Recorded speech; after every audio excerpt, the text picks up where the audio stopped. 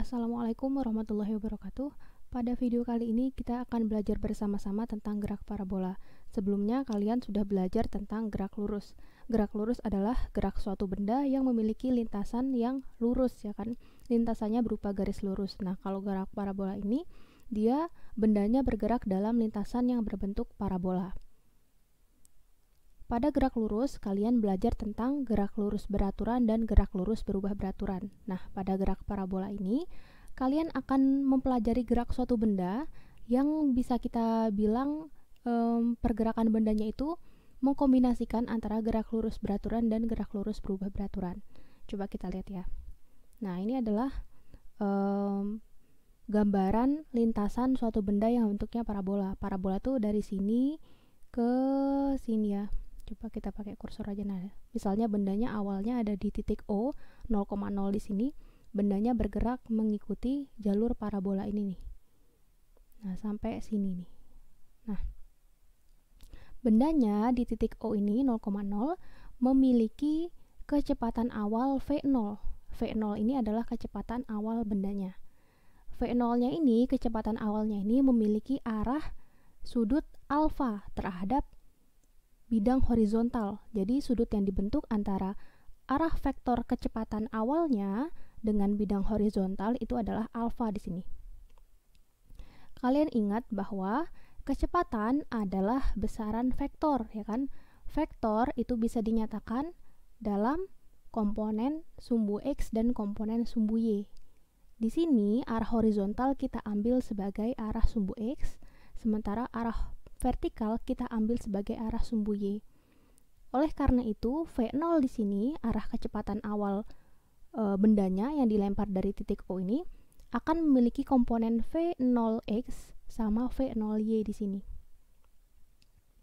Nah, yang perlu kalian ingat di sini, V0X, karena bendanya tidak mengalami percepatan dan tidak mengalami perubahan kecepatan sama sekali selama bendanya bergerak dari sini sampai sini, maka kecepatan bola pada arah sumbu X itu nilainya konstan. Kecepatan bola pada arah sumbu X ini konstan. Konstan atau tetap. Konstan itu artinya tetap ya. Artinya kecepatannya sepanjang lintasan parabola ini akan sama dengan kecepatan awalnya. Seperti itu. Nah, sekarang untuk V0Y-nya gimana? Kita tahu bahwa benda yang bergerak vertikal, kalau kalian ingat lagi ya yang kita pelajari di gerak lurus. Di gerak lurus biasa tuh gerak lurus berubah beraturan pada gerak vertikalnya. Nah, benda yang bergerak pada arah vertikal, dia mengalami percepatan gravitasi. Jadi, kecepatannya dipengaruhi oleh percepatan gravitasi. Percepatan gravitasi arahnya kemana? Percepatan gravitasi arahnya ke bawah nih, kalian lihat di sini. Percepatan gravitasi arahnya ke bawah. Karena V0Y arahnya ke atas dan percepatan gravitasi arahnya ke bawah, berlawanan dengan arah gerak si bendanya, maka bendanya akan mengalami perlambatan. Perlambatan artinya berarti bendanya yang dilempar dengan V0 ini dan memiliki komponen V0Y, di sini V0Y-nya akan berkurang terus-menerus, tiap detiknya akan berkurang. Sampai suatu ketika kecepatan bendanya pada arah sumbu Y itu nilainya 0. Ketika Vy sama dengan 0, disitulah benda mencapai ketinggian maksimum. Di sini ya, di sini digambarnya ditulisnya Vty. Sama aja ya, kalau kalian mau nulis Vy aja boleh, kalau kalian nulis Vty juga boleh. Untuk kecepatan bolanya, kecepatan bendanya selain di kecepatan awalnya. Di titik ini, kecepatan bendanya akan sama dengan 0. Jadi di titik ini adalah ketinggian maksimum dari bendanya. Pada saat Vy-nya 0, kecepatan bendanya pada arah sumbu Y itu 0. Nah, mungkin ada yang bertanya-tanya, kenapa sih di sini bendanya mencapai ketinggian maksimum? Kalau kalian perhatikan di sini, di titik ini Vy-nya 0 atau Vty-nya 0. Berarti benda memiliki kecepatan pada arah vertikal sama dengan 0. Bendanya udah nggak bisa naik lagi. Itulah kenapa di titik ini bendanya mencapai ketinggian maksimum.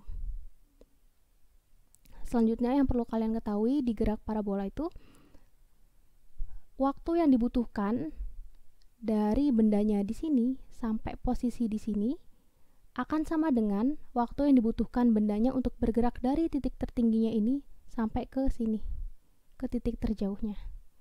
Jadi kita namain ini TH max ya. Oh iya, mungkin kalian di sumber lain akan menemukan tinggi maksimum itu bukan H max tapi Y max. Nah, itu sama aja ya, kalian tidak perlu bingung sama simbolnya. Yang penting kalian tahu bahwa yang dimaksud dengan H max atau Y max di gerak parabola itu adalah tinggi maksimum yang dicapai oleh bendanya. Kita balik lagi ke sini, ini TH max dari sini ke sini sama kayak dari sini ke sini waktunya.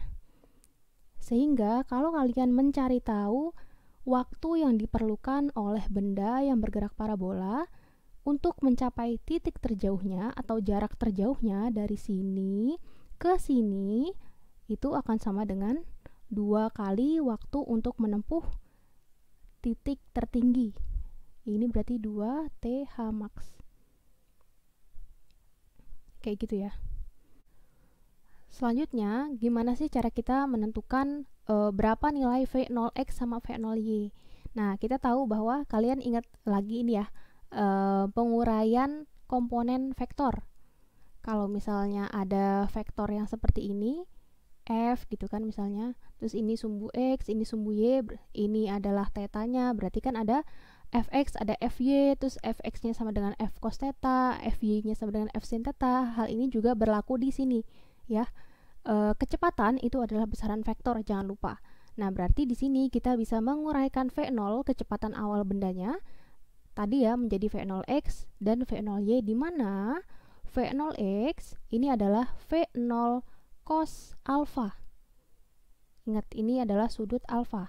Nah, sementara V0y-nya adalah V0 sin alfa, gitu ya.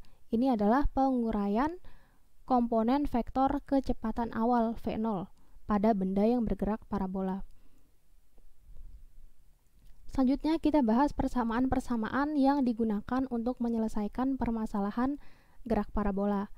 Nah, di sini saya bagi jadi dua nih, ada pada sumbu X dan ada pada sumbu Y.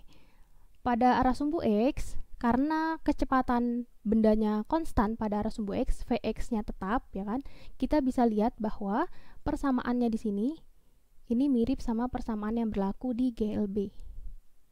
Sementara pada arah sumbu Y, karena kecepatannya dipengaruhi oleh percepatan gravitasi bumi, kita ingat ini ya, GLBB pada gerak vertikal. Ini kalau kalian ingat lagi, ini persamaannya mirip sama persamaan-persamaan gerak lurus berubah beraturan, khususnya pada gerak vertikal. Nah, yang perlu kalian ingat di sini, V0x di sini jangan lupa adalah komponen kecepatan awal pada arah sumbu X. V0y komponen kecepatan awal pada arah sumbu Y. X di sini adalah jarak yang dicapai atau jarak yang ditempuh pada arah sumbu X. Sementara Y di sini adalah jarak yang ditempuh pada arah sumbu Y atau ketinggian bendanya. Jadi jangan bingung kalau misalnya X di sini kadang-kadang ada yang menyatakannya sebagai S. Jadi ada yang nulisnya S sama dengan VXT. Ini kalian jangan bingung ya kalau misalnya kalian nemu di sumber lain kayak gini. Atau misalnya yang ini bisa aja orang nulisnya H sama dengan V0YT min setengah GT kuadrat. Kalian juga jangan bingung. Jadi Y di sini sebenarnya maksudnya sama kayak H, yaitu ketinggian bendanya atau jarak yang ditempuh pada arah vertikal atau pada arah sumbu Y. Nah, kemudian VY di sini adalah kecepatan benda, tapi random. Jadi misalnya bukan kecepatan awalnya gitu ya. Misalnya kayak gini. Bendanya dilempar dari sini ke sini misalnya.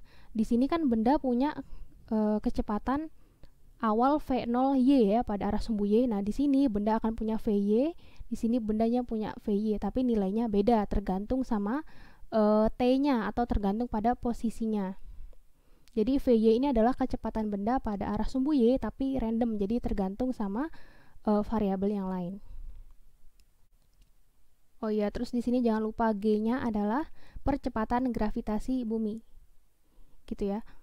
Nah, selanjutnya di sini ada jarak dan tinggi maksimum sama waktu untuk menempuh jarak atau tinggi maksimum. Nah, sebenarnya kalau kalian sudah paham tentang konsep gerak parabola dan kalian paham penggunaan rumus yang ini nih, yang 3 ini untuk GLBB-nya, untuk sumbu Y-nya, dan yang ini untuk sumbu X-nya, kalian tidak perlu menghafalkan yang ini nih, jarak sama waktunya.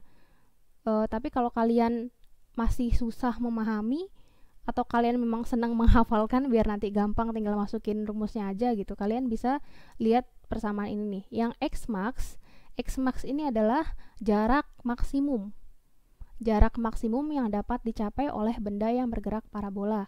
Rumusnya adalah V0 kuadrat, kecepatan awalnya dikuadratkan. Ini berarti kecepatan awalnya ya, bukan kecepatan awalnya pada sumbu X atau sumbu Y, tapi kecepatan awalnya. Berarti kecepatan total awal gitu.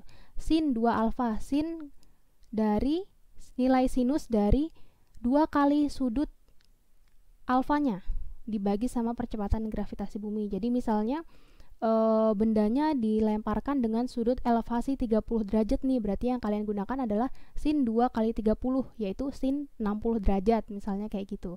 Nah, sementara yang ini Y max di sini adalah ketinggian maksimum yang dicapai oleh bendanya. Kadang-kadang ditulisnya H max ya, sama kayak ini juga. Kadang-kadang ada yang nulisnya S max kayak gini, S max. Boleh ditulis kayak gini juga, bebas. Atau di sini misalnya makanya H max, sama aja. Yang penting kalian paham bahwa yang dimaksud adalah yang di sini itu jarak maksimum, kalau yang ini yang dimaksud adalah tinggi maksimumnya. Nah, yang ini berarti kecepatan awal bendanya dikuadratkan dikalikan kuadrat dari sinus alfanya. Jadi nilai sin alfanya dikuadratkan, kemudian dibagi dengan 2G. 2 kali percepatan gravitasi bumi. Nah, kemudian di sini waktu untuk mencapai jarak atau tinggi maksimum. Nah, untuk mencapai jarak maksimum, waktu yang dibutuhkan untuk sampai ke titik terjauhnya atau jarak maksimumnya, itu kalian bisa ketahui dengan 2 V0 sin alfa per G. Kalau untuk mencapai tinggi maksimum berarti setengahnya gitu kan ya, karena waktu yang dibutuhkan untuk mencapai jarak maksimum itu sama dengan 2 kali waktu yang dibutuhkan untuk mencapai tinggi maksimum. Ingat yang ini tadi, waktu yang dibutuhkan untuk mencapai jarak maksimum sama dengan 2 kali waktu yang dibutuhkan untuk mencapai tinggi maksimum, kayak gitu ya. Nah, saya akan contohin gimana sih cara kita menurunkan beberapa persamaan yang di sini nih dari persamaan intinya. Misalnya kita mau cari tahu ketinggian maksimum bendanya. Kita bisa ambil dari persamaan yang ini.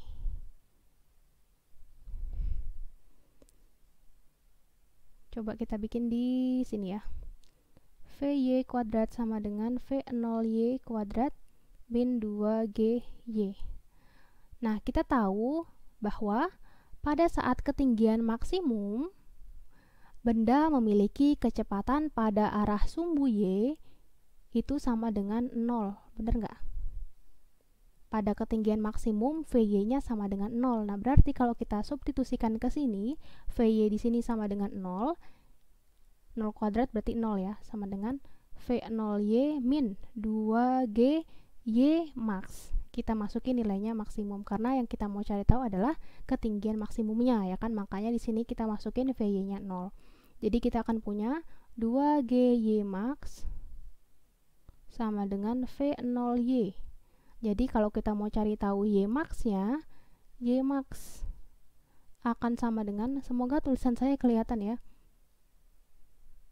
Sorry nih, kuadratnya kelupaan. V0Y kuadrat per 2G. Nah, kita ingat bahwa V0Y sama dengan V0 sin alfa, benar nggak? Jadi V0Y kuadrat ini, V0 sin alfa, ini kita kuadratin per 2G.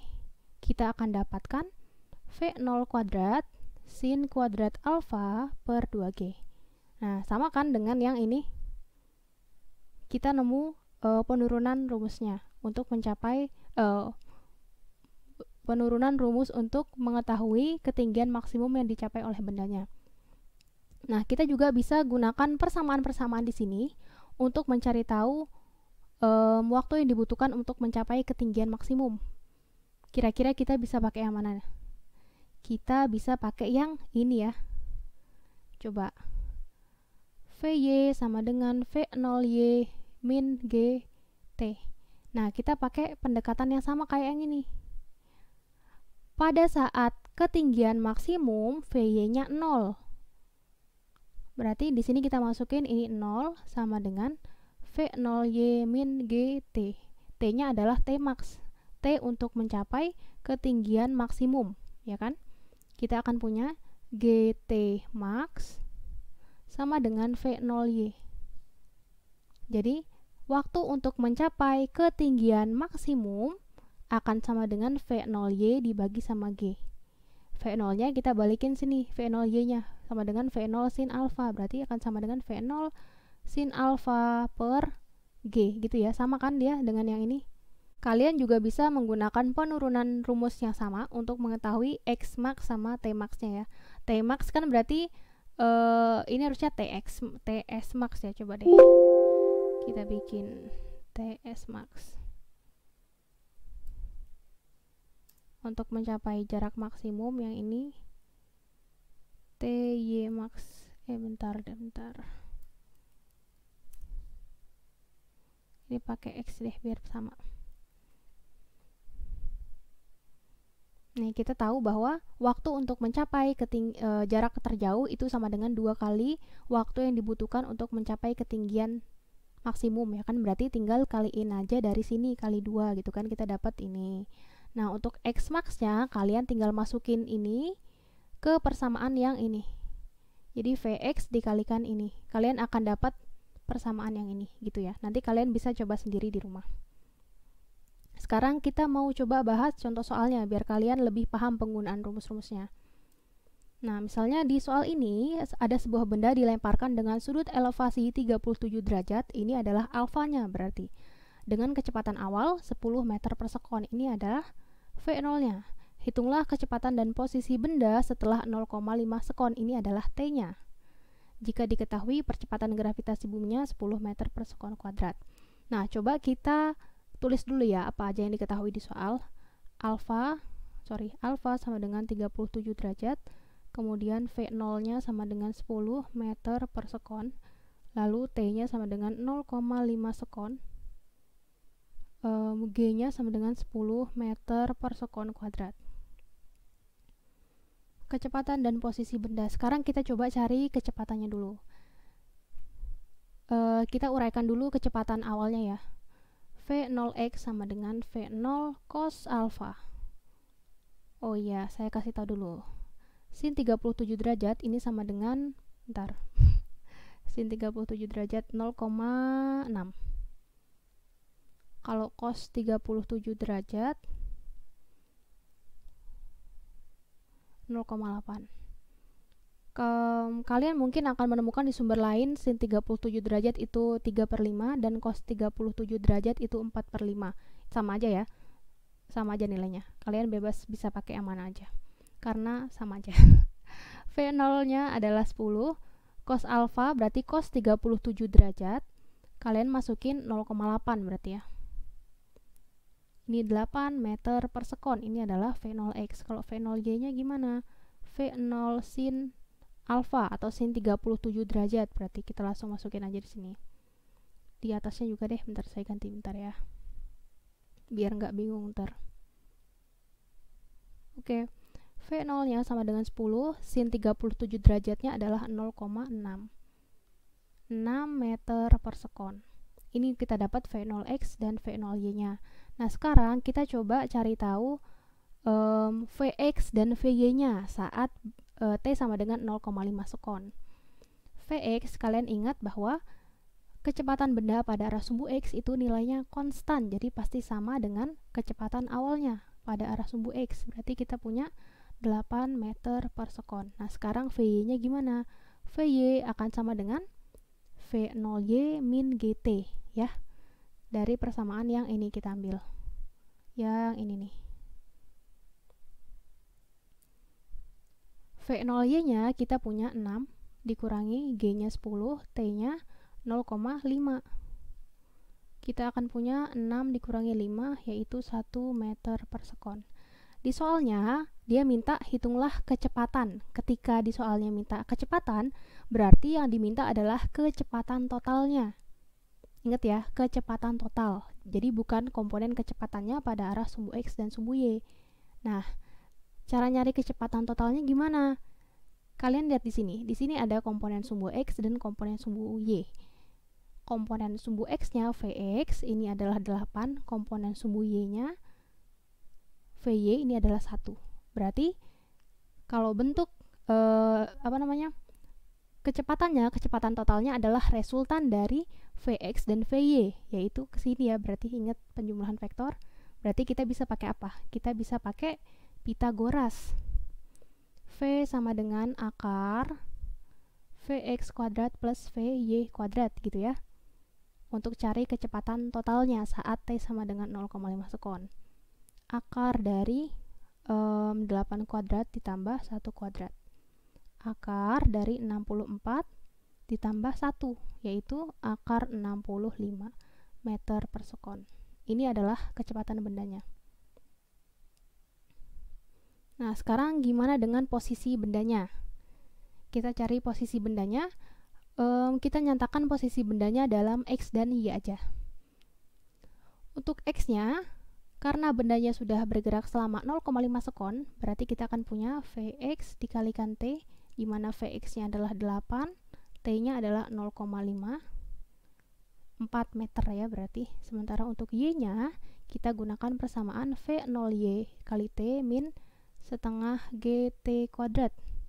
V0Y-nya 6 kan? 6 kali 0,5 minus setengah kali 10 kali 0,5 kuadrat. 3 dikurangi berapa nih? 5 kali 0,5 kuadrat itu adalah 0,25 ya. 1,25 berarti sekitar 1,75, benar gak?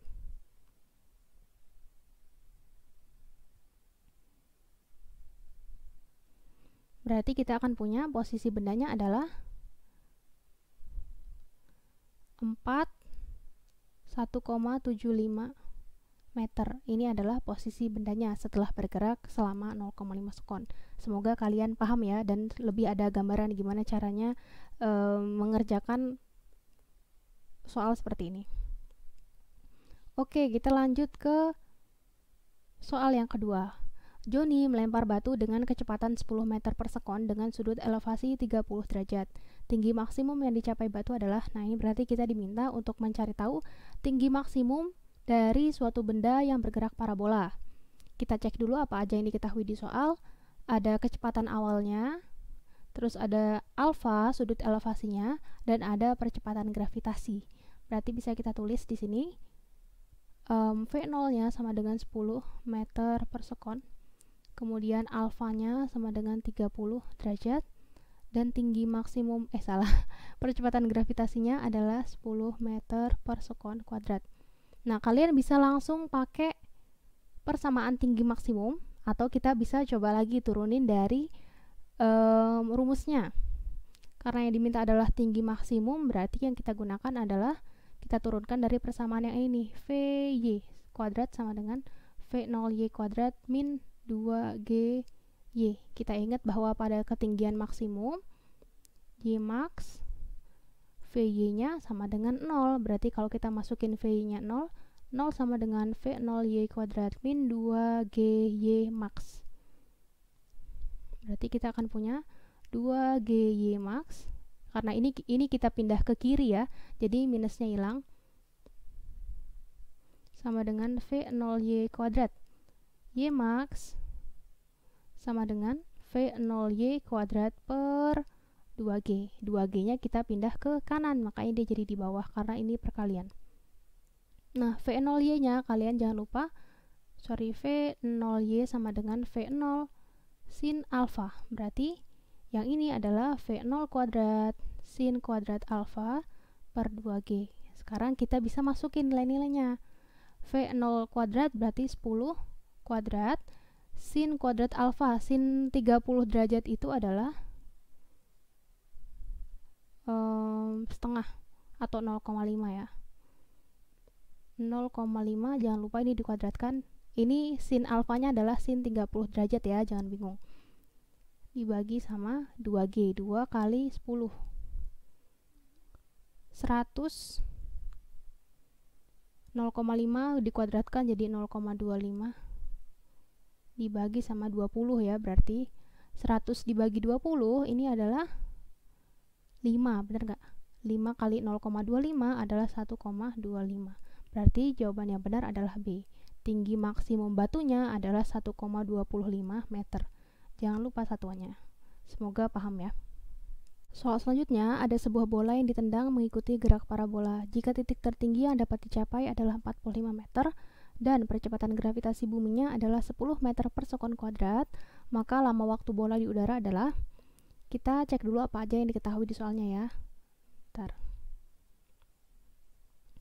Ini adalah titik tertingginya atau Y max. 45 meter. Kemudian percepatan gravitasinya adalah 10 meter per sekon kuadrat. Kita diminta untuk mencari tahu lama waktu bola di udara. Lama waktu bola di udara itu adalah waktu yang dibutuhkan bola untuk mencapai jarak maksimum. Jadi misalnya bolanya ditendang dari sini nih. Waktu di sini bolanya nempel di tanah ya kan. Terus bolanya ditendang sampai di sini, bolanya nempel tanah lagi. Nah, ini adalah ketika bola ada di udara, ketika bolanya ada di posisi ini nih, berada di lintasan parabolanya. Makanya lama waktu bola di udara itu sama dengan waktu yang dibutuhkan bola untuk mencapai titik terjauh atau jarak maksimum. Waktu yang dibutuhkan untuk mencapai jarak maksimum tadi apa?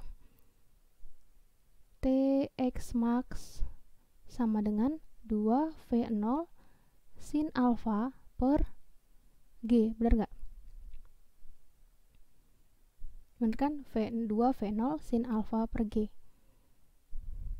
Sementara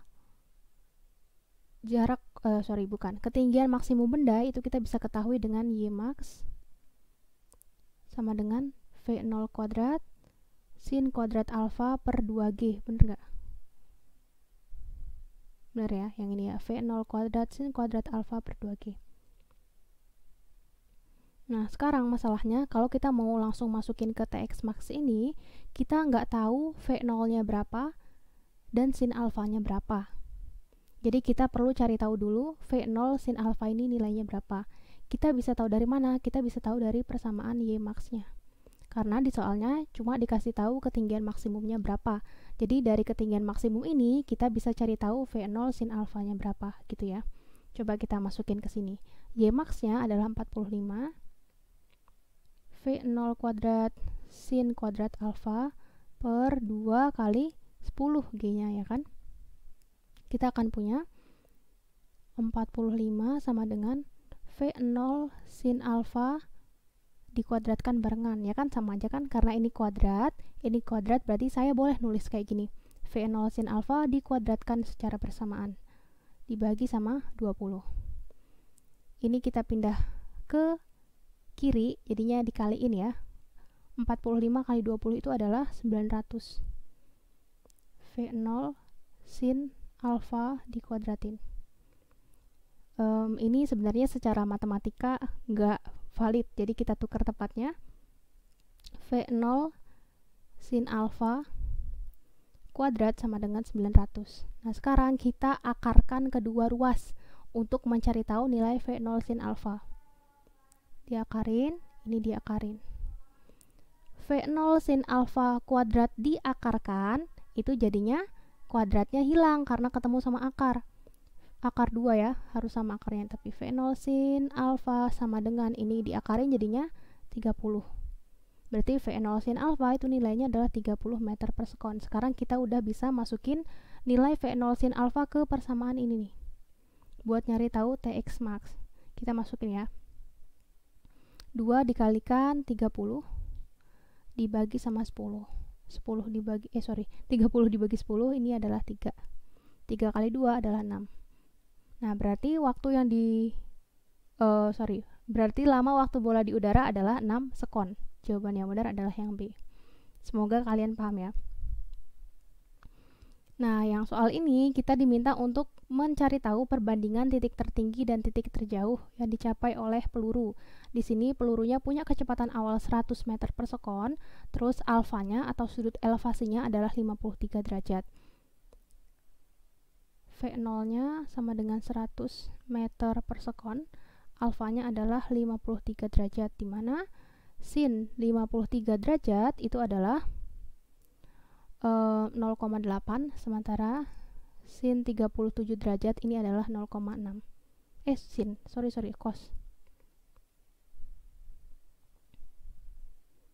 Cos 30, astagfirullah, sorry bentar ya. Cos 53 derajat adalah 0,6. Nah, kan udah ada rumusnya ya, titik tertinggi sama titik terjauh. Berarti maksudnya kan tinggi maksimum sama jarak maksimumnya. Kalian bisa coba cari sendiri ya. Kalian bisa gunakan persamaan yang ini sama persamaan yang ini buat cari tahu jarak maksimum dan tinggi maksimumnya, baru nanti kalian cari perbandingannya. Nanti kalian bisa coba di rumah ya. Harusnya sih kalau caranya benar, jawabannya yang B, 1:3. Oke, kita coba kerjain soal yang lain. Di sini ceritanya Irfan menembakkan peluru dengan kecepatan awal 120 meter per sekon, membentuk sudut elevasi 30 derajat terhadap permukaan tanah. Jika G sama dengan 10 meter per sekon kuadrat, peluru mencapai titik tertinggi setelah. Nah, berarti di soal ini kita diminta untuk menghitung waktu yang dibutuhkan untuk mencapai titik tertinggi. Berarti rumusnya apa? T H max atau TY max ya, sama aja, adalah apa? V0 sin alfa per G. V0-nya adalah 120 meter per sekon, yang ini adalah alfanya. Ingat, sin 30 derajat adalah setengah atau 0,5. Nah, terus di sini ini adalah G-nya. G sama dengan 10 meter per sekon kuadrat. Kita bisa langsung masukin ke sini ya. V0 adalah 120, sin alfanya berarti yang setengah. Kalian pakai sin 30 derajat. G-nya adalah 10. 120 bagi 10 adalah 12.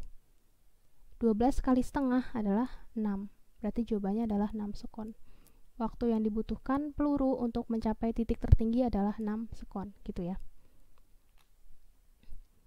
Nah, selanjutnya kita cek soal yang ini. Sebuah benda dijatuhkan dari pesawat terbang yang melaju horizontal dengan kelajuan 360 km per jam pada ketinggian 4.500 meter. Benda akan jatuh pada jarak horizontal sejauh berapa? Nah, misalnya ini pesawat terbangnya. Pesawat terbangnya berada pada ketinggian 4.500 meter.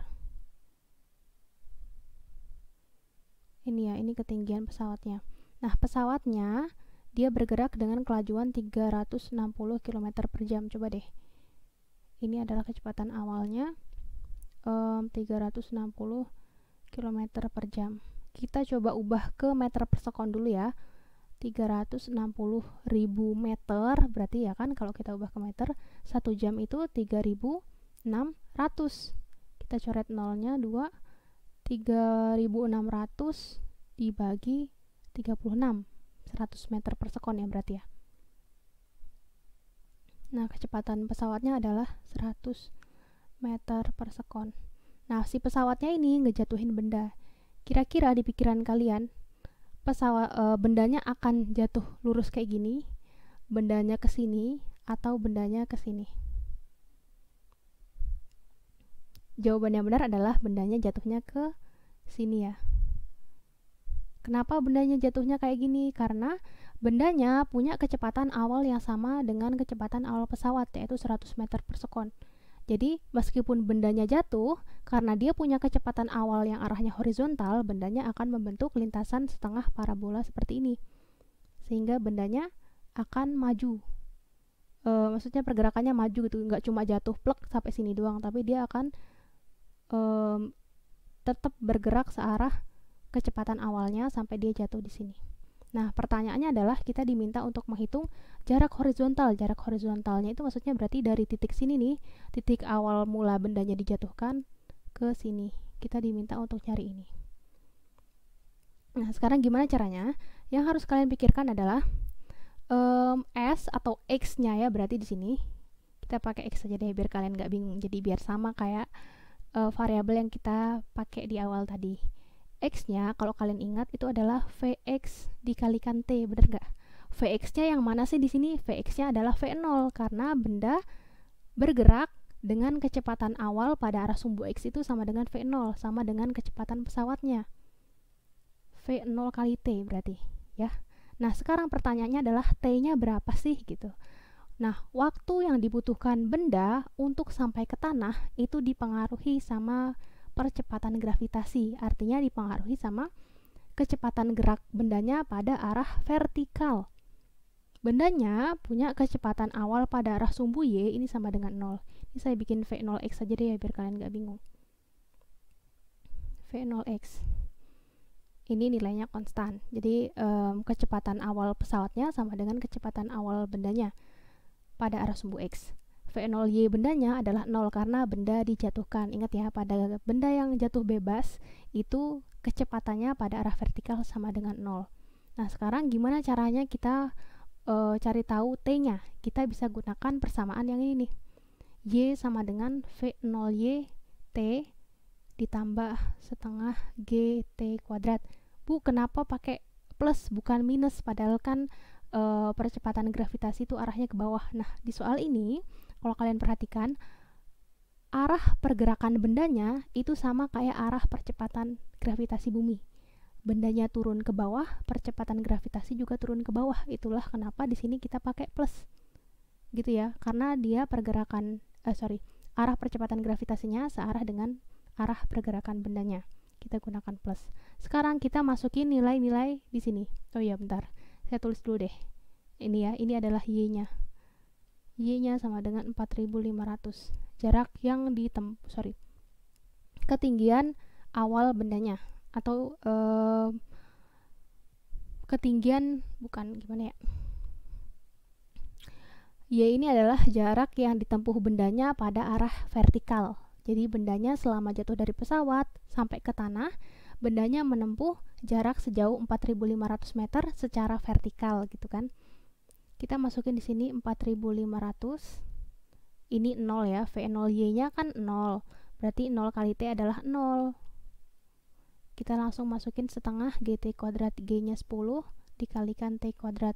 Ini saya tukar ya tempatnya ya, biar valid kalimat matematikanya. Ini setengah kali 10 kan 5, berarti saya akan punya 5 T kuadrat sama dengan 4500. T kuadrat sama dengan 4500 per 5. Iya, 5-nya pindah ke kanan karena perkalian berarti dia jadi pembagian di bawah.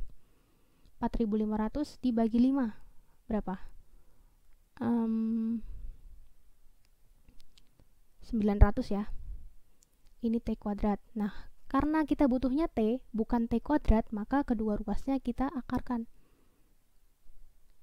T kuadrat ketemu akar 2, jadinya T, kuadratnya hilang, berarti di sini tinggal akar 900. Akar 900 adalah 30 sekon, berarti bendanya dari mulai jatuh dari pesawat terus sampai ke tanah, bendanya butuh waktu 30 sekon. Ini kita masukin ke persamaan yang ini. V0x-nya adalah 100, T-nya adalah 30 meter. Berarti bendanya akan jatuh pada jarak horizontal sejauh 3000 meter gitu. Nah, selanjutnya di sini soal terakhir, misalnya di sini ada seekor anjing yang akan melompat melewati saluran air yang lebarnya 2 meter. Kemudian beda ketinggian pada kedua sisi saluran airnya adalah 20 cm. Kelihatan ya di gambarnya ya. Jika G sama dengan 10 meter per sekon kuadrat, kecepatan minimum lompatan anjing agar dapat tiba di seberang dengan selamat adalah, kita cek dulu yang diketahui di soalnya. Ini adalah X-nya. Kemudian ini adalah Y-nya yang 20 cm. Kita ubah langsung ke meter ya, biar nggak salah ntar hitung-hitungannya. 20 cm sama dengan 0,2 meter. ini adalah percepatan gravitasi.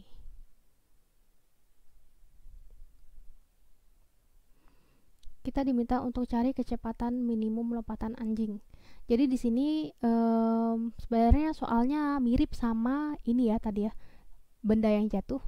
Bedanya kalau ini tadi kita diminta untuk cari tahu jarak horizontalnya dari sini ke sini, berarti maksudnya yang 2 meter ini kan di soal yang ini. Nah, di soal yang ini di soal yang ini kecepatan awal bendanya udah diketahui nih yang 100 meter per sekon, sama kayak kecepatan pesawatnya.